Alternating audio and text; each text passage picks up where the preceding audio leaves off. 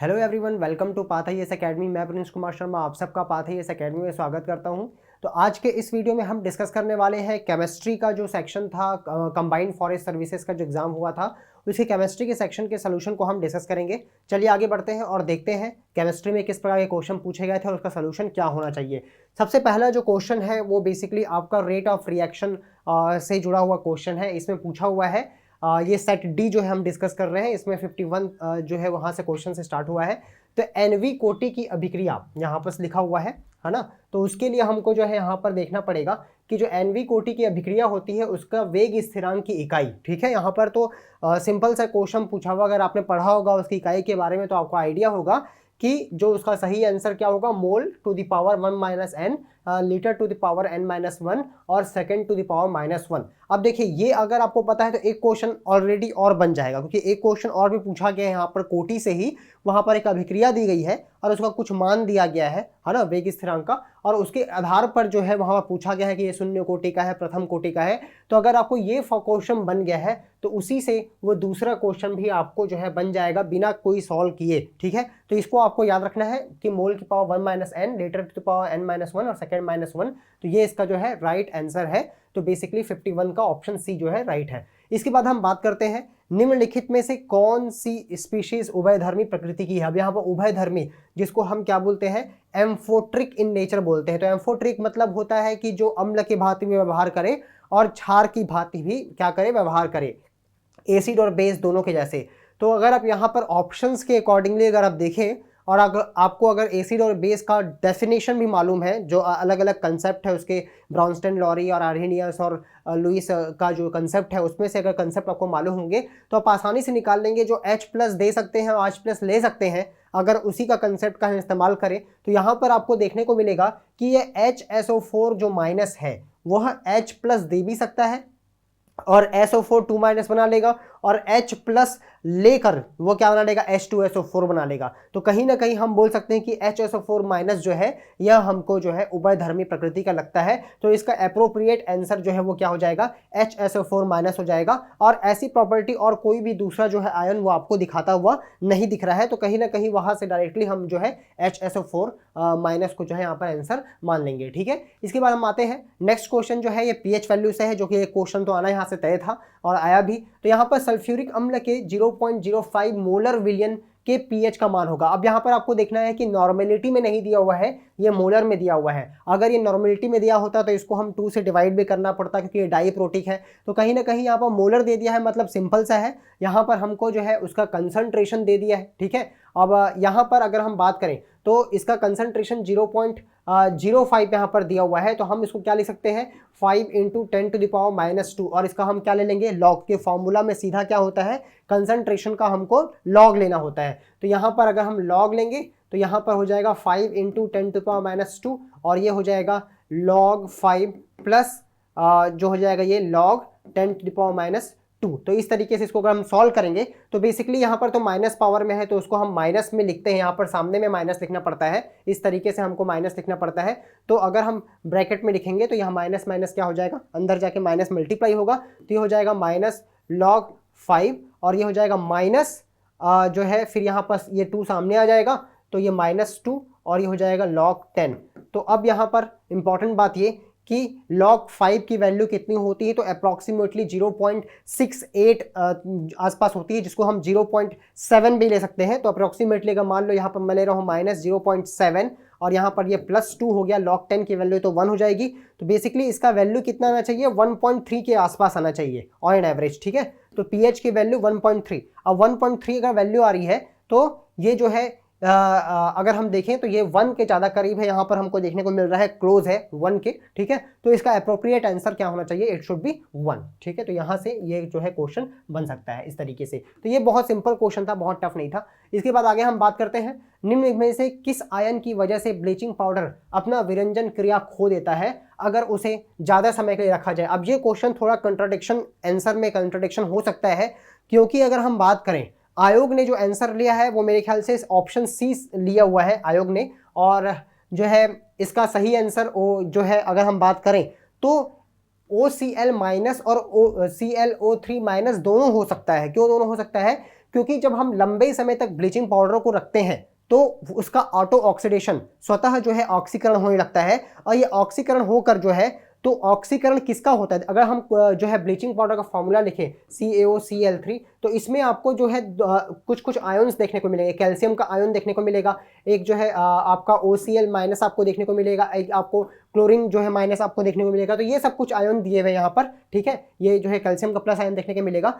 तो यहाँ पर जो ये वाला जो चीज है OCl-1, ये जो है ऑक्सीकृत होकर बदल जाता है किसमें? इसमें ClO3 माइनस में। तो अगर हम बोले तो ये दोनों रिस्पॉन्सिबल है, ये भी रिस्पॉन्सिबल है और ये भी रिस्पॉन्सिबल है। तो अगर हम बात करें तो इसका आंसर जो है ज्यादा अप्रोप्रिएट तो ये है, ज्यादा अप्रोप्रिएट तो ये है। लेकिन जिन्होंने इसको भी लगाया है तो देखिए दावा आपत्ति में अगर जाएगा ये, तो जो है ज्यादा चांसेस इसके क्या हो सकते हैं कि अगर ऐसे ऑप्शंस होते हैं, या तो अप्रोप्रिएट आंसर देखें कि किसके कारण से हो रहा है, तो एक्चुअली में अगर इसका जवाब देखें तो यही जो आयन है यह स्वतः ऑक्सीकृत हो, जब ये हो रहा है तो इसमें परिवर्तित हो रहा है, और इसी कारण से इसका ब्लीचिंग का जो गुण है वो क्या होता है? लॉस्ट हो जाता है। तो यहाँ पर अगर हम बात करें तो ये दोनों जो है हो सकते हैं आंसर के तौर पे। तो कहीं ना कहीं यह जो क्वेश्चन है, अगर इसका जो है दावा आपत्ति में गया तो ये हो सकता है कि यह जो है विलुप्त हो जाए ये क्वेश्चन ही। और अगर आंसर ले रहा है ClO3 माइनस तो वो भी गलत नहीं है, ये भी हो सकता है आंसर। तो कंट्राडिक्शन है कहीं ना कहीं। तो दावा आपत्ति अगर लगाते हैं आप तो कहीं ना कहीं जो है आपको देखने को मिलेगा कि ये विलुप्त होने के चांसेस ज़्यादा है, ठीक है। इसको विलोपित कर देगा, विलुप्त मतलब विलोपित कर देगा, ठीक है। तो अगर ये भी लेगा तो गलत नहीं है। देखिए दोनों बात है, ठीक है। चलिए आगे हम बढ़ते हैं। इसके बाद में नेक्स्ट क्वेश्चन जो है यहाँ पर पूछा गया है कि इस अभिक्रिया के लिए अंतर्निहित ऊष्मा परिवर्तन का मान इतना दिया हुआ है। मतलब यहाँ पर जो है एंथैल्पी चेंज यहाँ पर दिया हुआ है कहीं ना कहीं, और यहाँ पर आपको पूछा है कि अमोनिया बनने की अंतर्निहित ऊष्मा है। तो अमोनिया बनने का कितना है? टोटल के लिए आपको दे दिया है कितना? -92.2 किलो जूल इतना दिया हुआ है। इस पूरे अभिक्रिया में चेंज हो रहा है, और कितना बन रहा है? तो यहाँ पर 2 जो है मॉलिक्यूल बन रहा है। अगर हम सिंगल मोल के लिए अगर हम ले तो सिंपली क्या करेंगे? उसको डिवाइड कर देंगे। तो अगर सिंगल के लिए लेंगे तो यहाँ पर इसको हमको क्या करना पड़ेगा? इस अभिक्रिया को डिवाइड करना पड़ेगा। कितने से डिवाइड करना पड़ेगा? 1/2 से। तब ये अभिक्रिया क्या हो जाएगी? ये हो जाएगी इस तरीके से कुछ, है ना। और इसके बाद में हमको क्या मिलेगा? यहाँ पर NH3 मिलेगा। अब इसमें अगर हम 2 का डिवाइड कर रहे हैं तो इसमें जो चेंज है उसको आप डिवाइड कर दीजिए, बाई 2 कर दीजिए, तो उसका रिजल्ट कितना आ जाएगा? -46.1 किलो जूल। इसका जो है क्या आ जाएगा? राइट आंसर यहाँ पर आ जाएगा, ठीक है। इसके बाद हम बात करते हैं नेक्स्ट क्वेश्चन की। ब्रॉन्स्टन-लॉरी सिद्धांत के अनुसार अम्ल होते हैं, तो अम्ल कौन होते हैं? तो बेसिकली जो क्या करते हैं H+ आयन जो है देते हैं, जिसको हम प्रोटॉन प्रदाता भी बोल सकते हैं। तो इसका सही आंसर क्या हो जाएगा? ए स्ट्रेट फॉरवर्ड जो है ब्रॉन्स्टन-लॉरी के एसिड और बेस के कंसेप्ट से क्वेश्चन पूछा गया था, ठीक है। नाउ आगे हम बढ़ते हैं और देखते हैं हमारा अगला क्वेश्चन। तो यहाँ पर एक अभिक्रिया दी गई है, तो ये क्वेश्चन भी जो है एक्सपेक्टेड रहते हैं, ऐसे क्वेश्चन तो है यहाँ पर। अब आपको ऑप्शंस के अकॉर्डिंगली जो है इसको सॉल्व करना है। तो सॉल्व करने के लिए बहुत ज़्यादा टफ नहीं है ये, सिंपली आप अभिक्रिया को इस तरीके से 2 से मल्टीप्लाई कर दीजिए, तो ये अभिक्रिया हो जाएगी कुछ इस तरीके से। अब इसका अगर आप लिखेंगे तो क्या हो जाएगा? रेट ऑफ रिएक्शन ये हो जाएगा -D, क्योंकि अभिकारक में हम क्या लगाते हैं? माइनस लगाते हैं, और फिर ये हो जाएगा DT।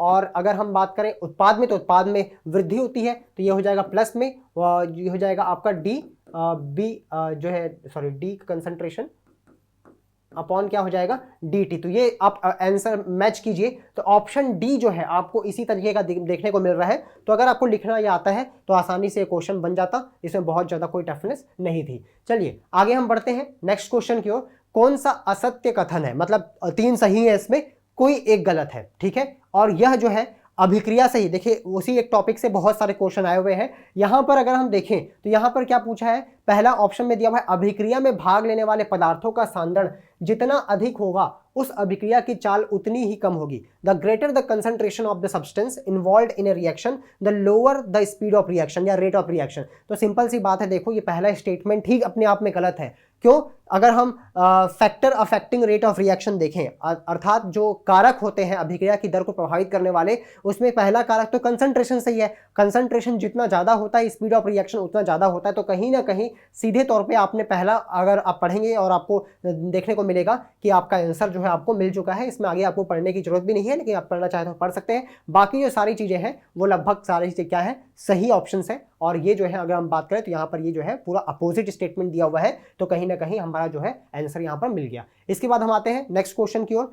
प्लेटिनम पृष्ठ पर अमोनिया के विघटन का वेग। तो ये क्वेश्चन मैंने आपको बताया था कि अभी एक जो है हम फॉर्मूला देखे थे, मोल टू द पावर 1-1। उसके बाद में फिर हमने देखा था क्या, आपका लीटर n-1 और सेकेंड टू द पावर -1। इस प्रकार से हमने एक फॉर्मूला देखा था। तो सिंपली आप उसी फॉर्मूला में आप वैल्यू पुट कीजिए, 1 रख के देखिए, 0 रख के देखिए। तो जिस वैल्यू को आप पुट करेंगे और आपको जो यूनिट मिलेगी उसके आधार पे आप डिसाइड कर सकते हैं कि कौन सा है। तो अगर आप उस फॉर्मूला में रखेंगे 0 तो क्या हो जाएगा, मोल टू द पावर, अगर मैं बात करूं तो मोल की पावर क्या था, 1-n था उस फॉर्मूला में। तो अगर हम 0 पुट करेंगे यहां पर तो क्या हो जाएगा, ये बेसिकली ये हो जाएगा सिंपली मोल 1-0, मतलब क्या हो जाएगा, मोल 1। ठीक है, तो कहीं ना कहीं यहां से आपको देखने को मिल जाएगा कि भाई मोल 1 जो है आता है किस में आता है, 0 ऑर्डर के रिएक्शन में आता है। तो ये रटने वाली कोई चीज नहीं थी, वो सीधे वो फॉर्मूला से ही वो क्वेश्चन यहाँ पर डिजाइन हुआ है। तो ऐसे क्वेश्चन जो है जनरली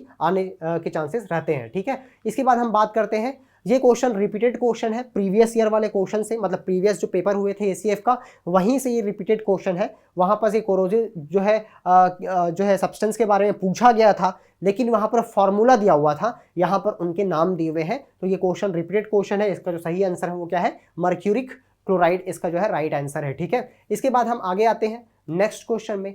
अगला जो क्वेश्चन है, ये क्वेश्चन है, निम्नलिखित में से कौन सा कारक किसी अभिक्रिया की दर को प्रभावित नहीं करता है, बोला गया है। तो देखिए कारक से भी यहाँ पे से क्वेश्चन पूछा गया है कि अभिक्रिया की दर वाला एक क्वेश्चन आया था गलत स्टेटमेंट चूज करने के लिए, यहाँ से एक क्वेश्चन और पूछ गया है। तो सांद्रता को तो हमने देखा था, वहीं पर ही देखा था, पहला स्टेटमेंट जो गलत निकाला था। इसके बाद अभिकारकों की अणुओं की प्रकृति पर भी निर्भर करता है। ठीक है, इसके बाद में ताप पर भी निर्भर करता है। तो ये सारे फैक्टर्स हैं, लेकिन ये अणु जो है ना, ये कहीं पर आप नहीं पढ़ेंगे कि अणुओं की संख्या पर निर्भर करता है, ऐसा नहीं पढ़ेंगे। वो अणुओं की संख्या पर सीधा निर्भर नहीं करता है, उसका संबंध सीधा किससे है, सांद्रता से है। तो कहीं ना कहीं यह जो है प्रभावित नहीं करता है, पूछा है। तो इसका राइट आंसर क्या हो जाएगा, ऑप्शन बी जो है इसका क्या हो जाएगा, राइट आंसर हो जाएगा। चलिए आगे हम बढ़ते हैं नेक्स्ट क्वेश्चन की ओर। सिनेबार बहुत फेमस क्वेश्चन है, कई एग्जाम में पूछा जाता है। सिनेबार निम्नलिखित में से किसका अयस्क है, और ठीक है, और से क्वेश्चन पूछा है। तो बेसिकली ये किसका अयस्क होता है, मरकरी का। ठीक है, ये आपको यहाँ पर जो है पूछा गया था। इसके बाद हम आते हैं नेक्स्ट क्वेश्चन। तो ये भी जो है मेटलर्जी वाले सेक्शन से, एक्सट्रैक्शन ऑफ मेटल से पूछा गया है। चांदी में उपस्थित लेड को हटाने के लिए, ठीक है, उपयोग में लाई जाती है कौन सी विधि। ठीक है, तो बेसिकली इस अगर हम बात करें स्पेसिफिकली चांदी के लिए बात करें, चांदी और लेड में, तो वहां पर हम क्यूपलेशन खरपरण विधि का क्या करते हैं, उपयोग करते हैं। तो ये जो है एक्सट्रैक्शन ऑफ मेटल से ये क्वेश्चन जो है यहाँ पर पूछा गया था कि किससे हम जो है उसको क्या करते हैं, अलग करते हैं चांदी से लेड को। ठीक है, प्यूरिफिकेशन वाले पार्ट में से यहाँ क्वेश्चन पूछा गया है।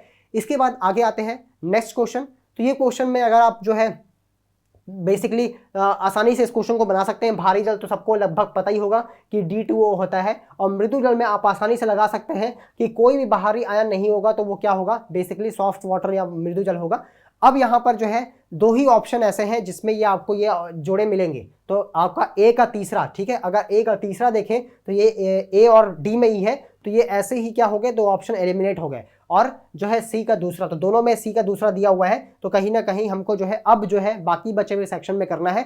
तो अस्थायी कठोर जल और स्थायी कठोर जल, तो स्थायी कठोर जल में कार्बोनेट होता है, और अस्थायी कठोर जल में बेसिकली क्या होता है कि मैग्नीशियम और कैल्शियम के सल्फेट और क्लोराइड होते हैं, मतलब इसको हम आसानी से निकाल सकते हैं। ठीक है, तो कहीं ना कहीं अब देखिए आपका जो है बी ऑप्शन जो है बी में चौथा आना चाहिए। तो बी में चौथा जो है इसमें है, तो कहीं ना कहीं ऑप्शन ए इसका क्या हो जाएगा, राइट हो जाएगा, और डी जो है वो क्या हो जाएगा, आपको पहला नंबर से मैच कर जाएगा। ठीक है, तो इस तरीके से ऑप्शन ए इसका राइट हो जाएगा।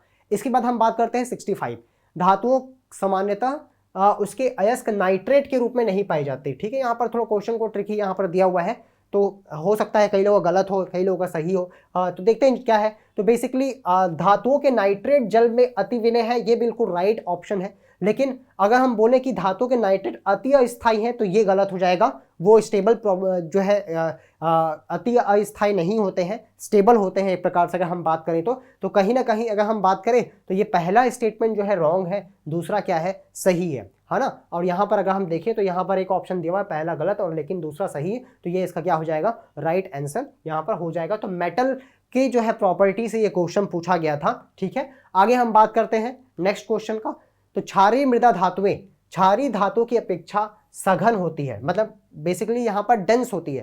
तो डेंस कोई चीज है, देखो सिंपल सी बात है, डेंस कोई चीज है तो उसमें जो बंद होगा वो क्या होगा, ऑब्वियस सी बात है प्रबल होगा, अपेक्षाकृत क्या होगा, प्रबल होगा। तो यहाँ पर वही पूछा गया है। तो bonding in alkaline earth metal is, तो वो क्या हो जाएगा, स्ट्रॉन्गर। तो ये सिंपल सा जो है इसका आंसर हो जाएगा, आप आसानी से इसको जो है लगा सकते हैं।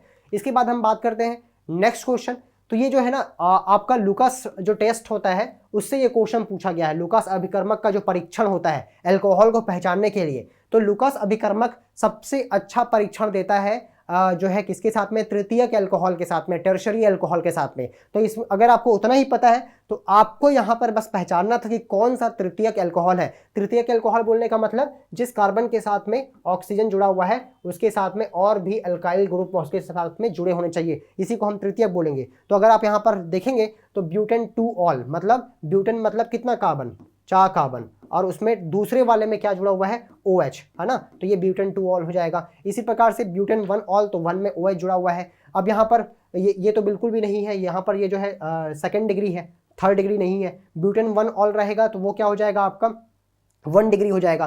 तो ये वाला जो है 2 डिग्री अल्कोहल है, ये वाला प्राथमिक अल्कोहल है। 2 मिथाइल प्रोपेन 1 ऑल, तो C यहाँ पर ऐसा लिखा हुआ है, प्रोपेन लिखा हुआ है मेन नाम में, 1 में यहाँ पर हमने OH जोड़ दिया और 2 में हमने मिथाइल ग्रुप जोड़ दिया, तो 1 और 2 यहाँ पर CH3। तो अगर हम देखें तो ये जो है क्या, कौन सा, ये जो मेन कार्बन है ये जो है 1 डिग्री कार्बन है। तो ये 2 डिग्री, ये 1 डिग्री, ये 1 डिग्री। अब इसको देखते हैं तो यहाँ पर भी प्रोपेन है, तो यहाँ पर मैं लिखता हूँ C और C। प्रोपेन मतलब 3 कार्बन, है ना। अब 3 कार्बन अगर हम यहाँ पर लिख रहे हैं तो 3 कार्बन में अगर हम देखें तो आपका 2 में OH जुड़ा हुआ है, ठीक है चलो, और 2 में ही क्या जुड़ा हुआ है, मिथाइल ग्रुप, तो मैं केवल C लिख रहा हूँ। अब देखो यहाँ पर जहां से जिस कार्बन पे हमारा जो है ग्रुप जुड़ा होता है, फंक्शनल ग्रुप, उसी को हम देखते हैं कि ये जो है कितने कार्बन जुड़ा हुआ है, तो 1, 2 और 3। तो मतलब ये जो है ये वाला ऑप्शन जो है ये 3 डिग्री वाला है। और लुकास जो टेस्ट होता है वो 3 डिग्री में सबसे फास्टर तरीके से जो है हमको देखने को मिलता है। तो यहाँ पर इसका सही आंसर क्या हो जाएगा, ऑप्शन डी। बस आपको इतना ही पहचानना था, 1 डिग्री, 2 डिग्री और 3 डिग्री में अगर आप देख लेते और आपको पता होता कि लुकास जो है वो 3 डिग्री में होता है, तो यहाँ से ये क्वेश्चन जो है आसानी से बन जाता। तो इसका डी ऑप्शन जो है राइट होगा, ठीक है। इसके बाद बात करते हैं, इलेक्ट्रॉनिक विन्यास वाला था, तो ये भी क्वेश्चन बहुत टफ नहीं था, बहुत आसान क्वेश्चन था, लेकिन थोड़ा टेबल का आपको, पीरियोडिक टेबल का अगर आइडिया है तो उसमें आपको जो है अक्री गैस जो हीलियम वगैरह जो है ना, उसके बारे में अगर आपको पता है तो ऑर्गन जो है इसका परमाणु क्रमांक कितना होता है, 18 होता है। तो 18 इलेक्ट्रॉन उसमें होंगे, परमाणु क्रमांक जितना उतना ही इलेक्ट्रॉन होते हैं। 18 electron plus 10 electron plus 2 electron plus 2 electron, total में कितना हो गया, अगर आप जोड़ेंगे तो 28 प्लस और 4 कितना हो गया, 32। और 32 इलेक्ट्रॉन मतलब 32, 32 इसका क्या हो जाएगा, इसका हो जाएगा आपका परमाणु क्रमांक, जो किसका होता है, जर्मेनियम का होता है। तो जर्मेनियम इसका क्या हो जाएगा, राइट आंसर हो जाएगा। सिंपल सी बात है, पी ब्लॉक से ही क्या करेगा, बिलोंग करेगा, और जर्मेनियम पी ब्लॉक से बिलोंग करता है, ठीक है। वैसे भी जर्मेनियम आपको मालूम होना चाहिए था, क्योंकि सेमी कंडक्टर जो है वो होता है और उसको आपके सिलेबस में अच्छे से दिया गया था, तो एटलीस्ट वो तो आपको मालूम होना ही चाहिए था, तो आसानी से बन जाता। इसके बाद में बात करते हैं, एसिटिक एसिड प्राप्त होता है जब, देखो सिंपल सी बात है, जब अगर हम मान लो क्या करते हैं, अल्कोहल को ऑक्सीकृत करते हैं, अगर अल्कोहल का ऑक्सीडेशन करते हैं तो उससे एल्डिहाइड बनता है। एल्डिहाइड का ऑक्सीडेशन करते हैं तो एसिड मतलब आपका क्या बनेगा, आपका एसिटिक एसिड बनेगा, ठीक है। मतलब अगर उस प्रकार से जो है आपको दिया रहेगा, कार्बोक्सिलिक एसिड बनेगा। तो अल्कोहल का ऑक्सीडेशन से बनता है एल्डिहाइड, एल्डिहाइड का ऑक्सीडेशन से बनता है बेसिकली आपका एसिटिक एसिड, आप बोल सकते हो उसका जो एसिड होता है ये वाला ग्रुप वाला, ठीक है, CH3COH यहाँ पर, क्योंकि एसिटिक एल्डिहाइड दिया हुआ है तो उसको पहचानना आसान है। तो एल्डिहाइड और आपका अल्कोहल और आपका जो एसिड है ना, उसके यहाँ पर पूछा गया था। तो वहाँ से क्वेश्चन सीधा तौर पे अगर हम देखें तो ऑक्सीडेशन का अगर आपको ऑर्डर पता है तो उससे आप आसानी से निकाल सकते हैं। तो यहाँ पर जितने भी हैं तो अल्कोहल से सीधा आपको जो है एसिटिक एसिड नहीं मिलेगा, ठीक है, मिथाइल अल्कोहल से। इसके बाद में एसीटेट से नहीं मिलेगा, ठीक है। इसके बाद में ग्लिसरॉल से जो है आपको सीधे तौर पे नहीं मिलेगा। आपको जो यहाँ पर सही अप्रोप्रिएट आंसर है वो क्या है, एसिटिल्डिहाइड को पोटेशियम डाइक्रोमेट तथा सल्फ्यूरिक अम्ल के साथ ऑक्सीकृत करते हैं तो उससे आपको सीधे तौर पे क्या मिलेगा, एसिटिक एसिड CH3COH आपको मिलेगा। तो मैंने आपको जो ऑर्डर बताया कि बेसिकली अल्कोहल का ऑक्सीडेशन करते हैं तो एल्डिहाइड, एल्डिहाइड का ऑक्सीडेशन करते हैं तो कार्बोक्सिलिक एसिड, तो कार्बोक्सिलिक एसिड में जो है आपका एसिटिक एसिड आता है ना। तो वहां से क्वेश्चन पूछा गया था। इसके बाद आते हैं तो प्रॉपर्टी से क्वेश्चन पूछा गया था। नाउ आगे आते हैं नेक्स्ट क्वेश्चन, निम्नलिखित में से कौन सा कार्बोक्सिलिक, अभी उसी की बात करते, कार्बोक्सिलिक में ओइक एसिड लास्ट में नाम में जुड़ता है और इन सब में ओइक अम्ल, ओइक यहां पर लिखा हुआ है बस इसको छोड़ के, ठीक है। तो मेथेनोइक, एथेनोइक, बेंजोइक, मतलब इन सब में ओइक अम्ल है, मतलब ये तो कार्बोक्सिलिक समूह का सबका सब जो है पार्ट है, लेकिन पिक्रिक अम्ल जो है यह इसका पार्ट नहीं है। तो नाम से ही आप सीधे तौर पे यहां पर निकाल सकते थे। चलिए आगे हम बढ़ते हैं नेक्स्ट क्वेश्चन की ओर। तो ये जो है in presence of catalyst phosphorus chlorine react with acetic जो है एसिड टू फॉर्म। तो बेसिकली एसिटिक एसिड में अगर फास्फोरस का रिएक्शन हो रहा है, मतलब फास्फोरस कैटलिस्ट की मौजूदगी में क्लोरीन का रिएक्ट हो रहा है, तो ये जो है एक स्पेसिफिक रिएक्शन है। थोड़ा सा डिटेल से ये क्वेश्चन पूछा गया है अगर हम बात करें तो 12th के सेक्शन से। तो यहां पर ना अल्फा कार्बन वाली जो है कंसेप्ट आता है कि जो अल्फा कार्बन होगा, अल्फा कार्बन किसको बोलते हैं, जिस कार्बन के से जो है बेसिकली आपका जो जुड़ा हुआ है आपका ग्रुप, उसको हम बेसिकली अल्फा कार्बन बोलते हैं। तो यहाँ पर बेसिकली कौन सा ग्रुप जुड़ा हुआ है, COOH ग्रुप जुड़ा हुआ है। तो एसिटिक एसिड COH ग्रुप होता है ना। अब इसके साथ में यहाँ पर क्या होगा, CH3। अब ये जो है रिएक्ट कर रहा है किसके साथ में, क्लोरीन के साथ में, किसकी उपस्थिति में, फास्फोरस की उपस्थिति में। तो ये जो क्लोरीन है ना, ये अटैक करेगा अल्फा कार्बन को, और ये है हमारा अल्फा कार्बन। तो यहां पर ये अटैक करेगा तो यहां पर जो ये जो होगा वो CH2Cl इस तरीके से ये जो है यहां पर बनेगा। यहां पर कोई भी ऑप्शन में आपको ये जो है बना हुआ नहीं दिख रहा है। आप यहां पर देख सकते हैं, आपको जो क्लोरीन जोड़ा है या तो इस वाले C के पास में जोड़ा है या तो फिर दोनों को जोड़ दिया है या यहाँ पर ऑक्सीजन के साथ में जोड़ दिया है। तो ये तीनों के तीनों जो ऑप्शन है वो गलत है। तो यहाँ पर इसका डी हो जाएगा। तो बेसिकली ये हेल-वोलार्ड जेलेंसिंग की एक रिएक्शन है, उसी से ये क्वेश्चन जो है बेसिकली पूछा गया था। नाउ आगे हम बढ़ते हैं नेक्स्ट क्वेश्चन का। तो ये नेक्स्ट क्वेश्चन जो है ये जो है आपके पॉलीमर वाले सेक्शन से पूछा गया है। तो सीधे तौर पे स्ट्रेट जो है इसका आंसर होगा कि इससे जो बनता है, ये जो आप देख रहे हैं यहाँ पर, इससे जो बनेगा वो क्या बनता है, टेफ्लॉन, PTFE, ठीक है। पॉलीटेट्राफ्लोरोएथेन जो है वो उसका पूरा नाम होता है टेफ्लॉन, जिसको हम बोलते हैं। तो बेसिकली यहाँ पर टेफ्लॉन का कोई भी ऑप्शन नहीं दिया हुआ है, तो इनमें से कोई नहीं जो है इसका क्या हो जाएगा, ऑप्शन हो जाएगा, क्योंकि वहां से क्या बनता है, PTFE जिसका नाम है, और वो उसको हम क्या बोलते हैं, टेफ्लॉन बोलते हैं। तो इसका सही आंसर क्या हो जाएगा, ऑप्शन डी। नाउ आगे हम बात करते हैं HCO3- का संयुग्मी क्षार है। संयुग्मी अम्ल और संयुग्मी क्षार निकालने के लिए आपको आना चाहिए था, यहां से क्वेश्चन पूछे जाते हैं जनरली। तो अगर हम मान लो HCO3- से अगर हम H+ निकाल दें तो क्या बचेगा, CO3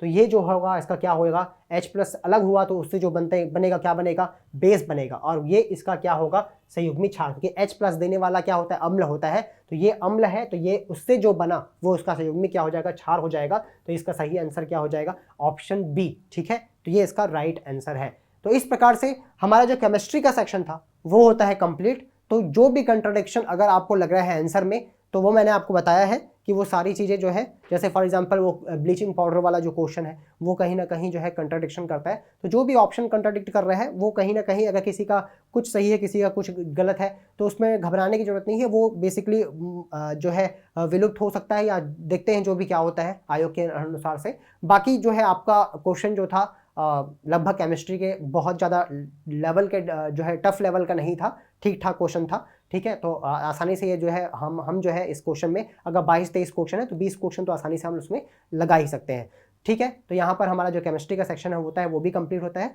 तब तक के लिए धन्यवाद।